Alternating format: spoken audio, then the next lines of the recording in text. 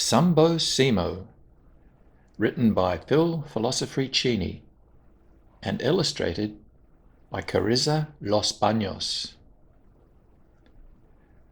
Sambo Semo was a brave boy. He did not fear the jungle. Even though the closest shop was a long walk from his home, Sambo was always ready to shop for his mama. "Sambo," called Mama one sunny day, "would you go to the shop and buy some butter for me?" "Sure," said Sambo, taking his black hat and the money his mama gave him. Sambo was pleased she trusted him. "And don't buy lollies or chocolate," called Mama as she waved goodbye. It was hot. Sambo walked slowly in the sunshine. The path went over a bridge. To cool off, he waded in the river. The beady birds watched him with interest. After a long time, he got to the tiny store. It was packed with food, and Sambo saw the sweet shelf. "What are you buying today, Sambo Semo?" asked the shopkeeper in a booming voice. "Lollies," said Sambo. "What is it you are really wanting?" laughed the shopkeeper. "Chocolate?" asked Sambo. "And what is it you are really wanting, Sambo?" "Butter," said Sambo. "Ah," said the shopkeeper, and cut a large piece from the butter pat by his side. Sambo paid the money and was soon outside again. It was hot. Sambo wanted to do the right thing and not have the butter slip away, so he put it on his head and placed his hat tightly on top to keep it safe. He walked slowly back to his home. All that time the butter got hotter. "Mama, I have brought the butter," called Sambo as he walked in the door of their hut. "Thank you, my helpful boy," said Mama, holding out her hands. Sambo took off his hat with a flourish, and the melted butter flowed through his hair, down his ears, and onto his shoulders. Mama said, as she cleaned the butter off, "We'll learn from this, Sambo, not to carry butter in the heat of the day, or it will melt." That evening, when it was cooler, Mama asked Sambo to go to the shop and buy some sugar.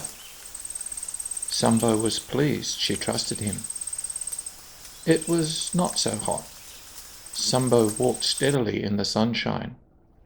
The beady birds watched him with interest. It took a long time before he got to the tiny tin shop. "What are you buying this time, Sambo Semo?" asked the shopkeeper in a booming voice. "Lollies," said Sambo. "What is it you are really wanting?" laughed the shopkeeper. "Chocolate?" asked Sambo. "What is it you are really wanting, Sambo?" "Sugar," said Sambo. "Ah," said the shopkeeper, and poured a kilogram of sugar from the sugar tin into a brown paper bag. Sambo paid the money and was soon outside again. Sambo wanted to do the right thing and not have the sugar slip away, so he put it in his pocket and stayed in the shade. On the way back, he waded across the river rather than cross the bridge. Sambo's pocket filled with water, and while he waded, the sugar dissolved in the water. He walked steadily back to his home. "Mama, I have brought the sugar," called Sambo as he walked in the door of their hut. "Thank you, my helpful boy," said Mama, holding out her hands. Sambo pulled out the brown paper bag with a flourish, and the soggy bag broke in his hands. Mama said, as she put the empty bag in the rubbish, "We'll learn from this, Sambo, not to carry sugar into the river or it will dissolve." That evening, Mama asked Sambo to buy some bread for dinner. Sambo was pleased she still trusted him. It was cool. Sambo walked quickly in the shadows. The beady birds watched him with interest. It was not long before he got to the tiny tin shop. "What are you buying this time, Sambo Semo?" asked the shopkeeper in a booming voice. "Lollies?" said Sambo. "What is it you are really wanting?" laughed the shopkeeper. "Chocolate?" asked Sambo. "What is it you are really wanting, Sambo?" "Bread," said Sambo. "Ah," said the shopkeeper, and wrapped a large brown loaf into white tissue paper. Sambo paid the money and was soon outside again.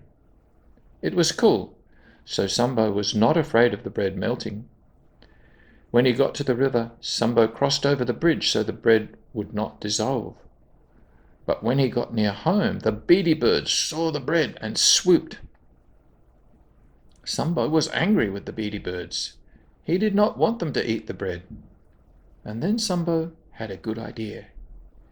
He put the bread on his head and pulled his black hat down tightly over the top. The beady birds could not see the bread any more and went back to their branches hungry. "Mama, I have brought the bread," called Sambo as he walked in the door of their hut.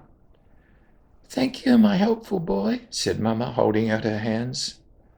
Sambo took off his hat with a flourish, and there was a full loaf of bread. Mama said as she hugged Sambo, "We'll learn from this, Sambo, that it is good to trust those you love." Sambo Semo was proud and happy as he ate bread for dinner that he had bought himself.